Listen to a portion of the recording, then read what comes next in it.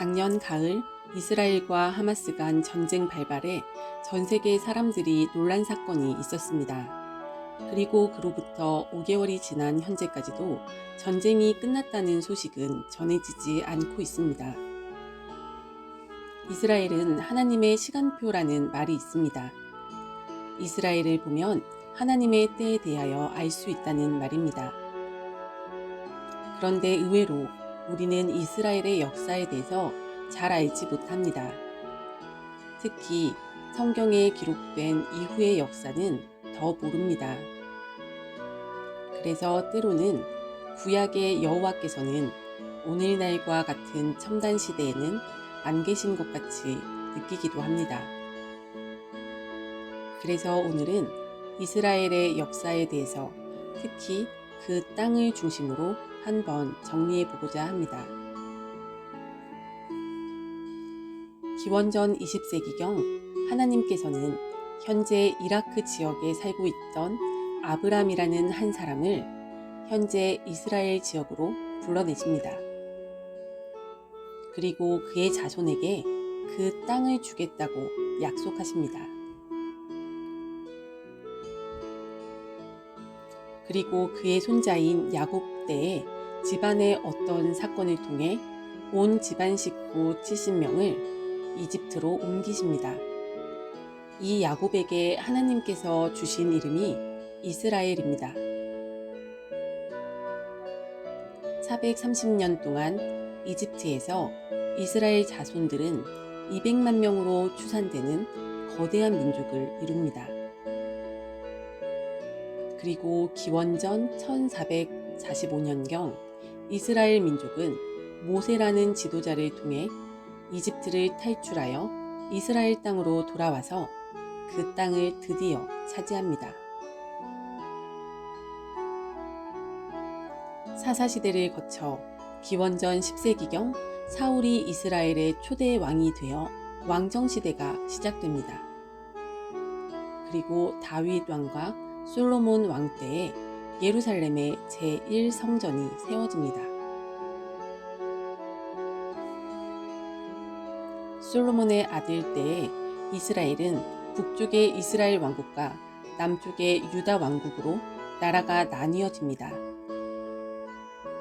그 후 북이스라엘은 기원전 722년 아수르에게 패망하고 남유다는 기원전 586년 바벨론에게 패망합니다. 이때 솔로몬 성전은 사라집니다. 바벨론의 치하에 있던 이스라엘 민족은 기원전 539년 바벨론이 페르시아에게 패망하면서 페르시아의 치하로 들어갑니다. 그리고 페르시아의 고레스 왕 때 유다 포로들을 귀환시키는 칙령으로 이스라엘 민족은 기원전 516년 70년 만에 예루살렘 땅으로 돌아오게 됩니다. 그리고 제2성전을 재건합니다. 하지만 기원전 332년 알렉산더 제왕에게 정복당하고 그리스의 지배하에 들어갑니다.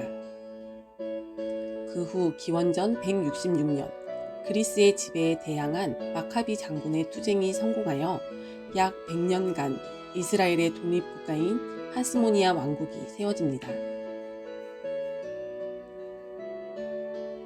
기원전 63년 로마 장군 폼페이우스가 예루살렘을 점령하면서 잠시 동안의 독립국가는 막을 내리고 예루살렘은 다시 로마의 치하에 들어갑니다. 그 시기에 예수님이 이 땅에 인간으로 다녀가신 것입니다. 기원 후 70년 예루살렘은 로마에 의하여 완전히 짓밟히고 그때 제2성전도 파괴됩니다. 132년경 성전 재건운동을 하였으나 실패로 돌아가고 이 땅의 이름이 로마에 의해서 팔레스타인으로 변경됩니다. 313년부터 636년 사이에는 비잔틴의 지배를 받고 636년부터 1099년에는 아랍의 지배를 받습니다. 691년에는 예루살렘 성전 터에 이슬람교의 바위 사원이 건설됩니다. 1099년부터 1291년에는 십자군의 통치를 받았고 그 사이 몽골과 이집트도 그 땅을 거쳐갑니다. 1291년부터 1516년에는 맘루크의 지배를 받았고 1516년에서 1917년까지는 오스만 제국의 지배를 받습니다. 정말 예수님의 말씀처럼 예루살렘은 이방인의 때가 차기까지 이방인들에게 철저하게 밟힙니다. 그리고 1차 세계대전 때 오스만 제국 패망으로 오스만 제국의 팔레스타인 지배가 종식됩니다. 그리고 승전국인 영국이 그 지역을 위임 통치하게 됩니다. 그런데 당시 영국은 이중적인 선언을 하여 이후 이 지역에 분쟁의 단초를 놓습니다. 즉 1915년에 아랍인들을 위한 국가를 세워줄 거라는 맥마흔 선언을 하면서 1917년 유대인의 민족국가 건설을 보장한다는 벨푸어 선언을 한 것입니다. 이 시기를 전후로 시온운동과 이스라엘 재건운동이 일어나 세계 각국에서 디아스포라 유대인들이 고토로 돌아오게 됩니다. 특히 1917년 러시아에서 볼셰비키 혁명이 일어나자 러시아와 폴란드 등에 거주하고 있던 유대인들이 이스라엘 땅으로 대규모 이민을 합니다. 그리고 그 땅에 살고 있던 아랍인들과 갈등이 시작됩니다. 2차 세계대전 때 유럽에서 홀로코스터를 겪은 유대인들은 자신들의 나라 건국에 더욱 박차를 가하게 됩니다. 이후 국제 정세의 변화로 식민지 국가들이 해방을 맞을 때 이스라엘도 1948년 5월 14일 건국을 선포합니다. 이스라엘의 건국은 하나님께서 이사야, 예레미야, 에스겔 등 선지자들을 통해 예언하신 말씀의 성취입니다. 2500년 전에 사라진 나라가 다시 생겨나는 말도 안 되는 일이 실제로 일어난 것입니다. 인류의 시작과 종말이 기록된 성경의 저자는 실로 하나님이십니다. 하지만 문제는 이후 이 지역에서 분쟁이 끊이지 않는다는 것입니다. 건국 선포일 바로 다음날 제1차 중동전쟁이 일어납니다. 이스라엘 주변의 아랍 5개국인 이집트, 요르단, 시리아, 레바논, 이라크가 이스라엘을 침공한 것입니다. 전쟁은 초반에는 아랍연합군이 승전하였으나 미국의 개입으로 이스라엘 쪽으로 전세가 기울었으며 휴전협정으로 종결됩니다. 이때 이스라엘은 영토의 약 70%를 회복하게 됩니다. 그리고 1956년 시나이 전쟁으로 불리는 제2차 중동전쟁이 일어납니다. 이는 이집트의 나세르 대통령이 수에즈 운하를 국유화하면서 영국과 프랑스, 이스라엘이 이집트를 공격하면서 벌어진 전쟁입니다. 전쟁은 영국, 프랑스, 이스라엘의 승리였으나 미국과 소련의 압력으로 전쟁은 중지되었습니다. 그 후 1967년 6일 전쟁으로 불리는 제3차 중동전쟁이 일어납니다. 시리아와 이스라엘 간의 빈번한 충돌이 계기가 되어 이집트, 시리아, 요르단과 이스라엘이 전쟁을 치르게 됩니다. 그러나 전쟁은 미국과 유럽 여러 나라의 원조를 받는 이스라엘의 일방적인 승리로 끝나게 되었고 그 결과 이스라엘은 가자지구, 구예루살렘 지역, 요르단강 서안 지역, 골란 고원 등 옛 영토를 모두 회복하게 됩니다.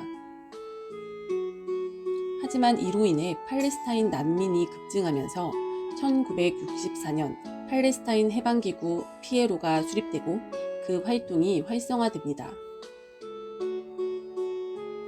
제4차 중동전쟁은 이집트와 시리아가 영토 회복을 위해 1973년 대속죄일 기간에 이스라엘을 기습 공격하면서 시작됩니다.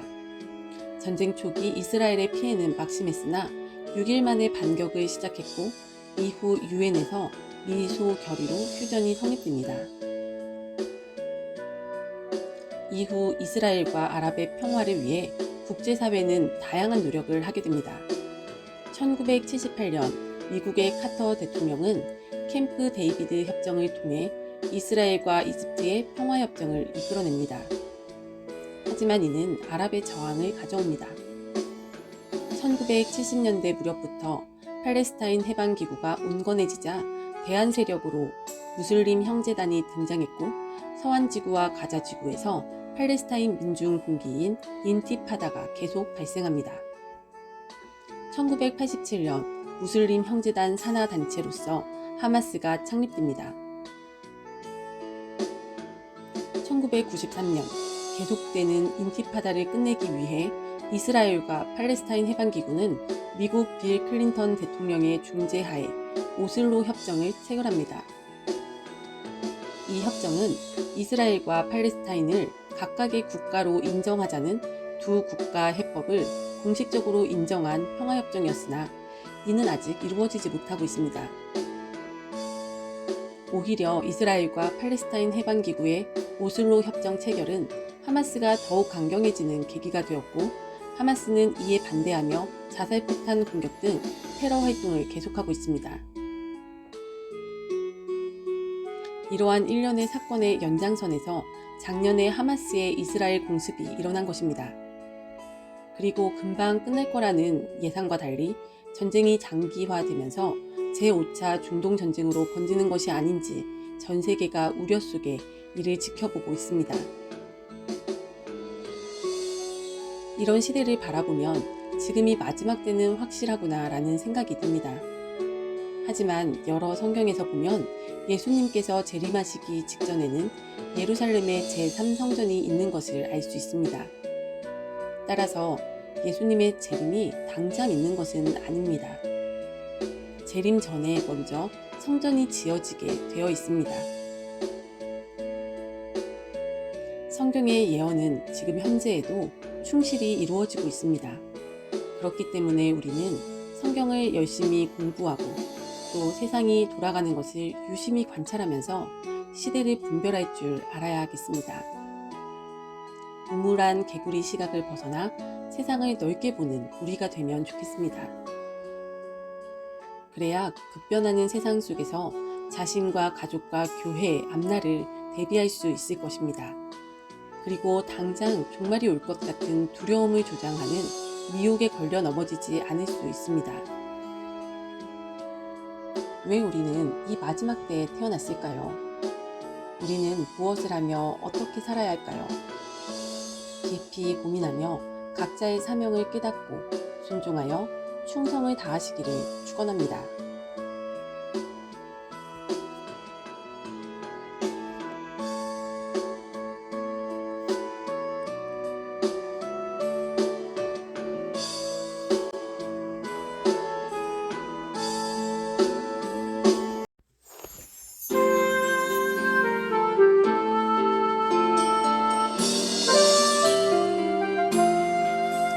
하나님 나의 영혼 축복하소서 하늘의 신령한 복으로 하나님 우리 가정 축복하소서 성령 충만한 복으로 가득히 채워주소서 가득히 채워주소서 주님의 사랑 주님의 평안 주님이 주시는 기쁨 자손 대대로 주님의 축복 영원히 주시옵소서 하나님 우리 교회 축복하소서 성령의 충만한 복으로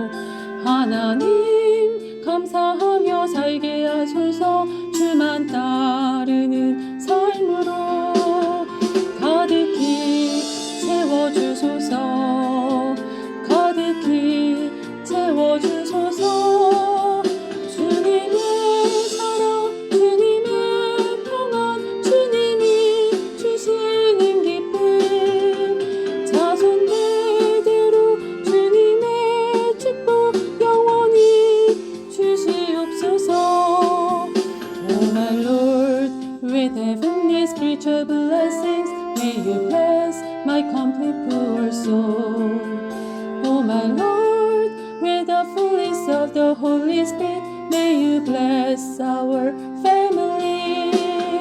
Please fill me with your love, your peace, and your joy.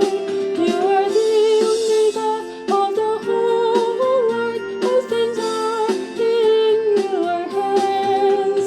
May the blessings from the heaven continue forevermore. Oh my Lord, with a love that only follows you, let me live with thanks to you.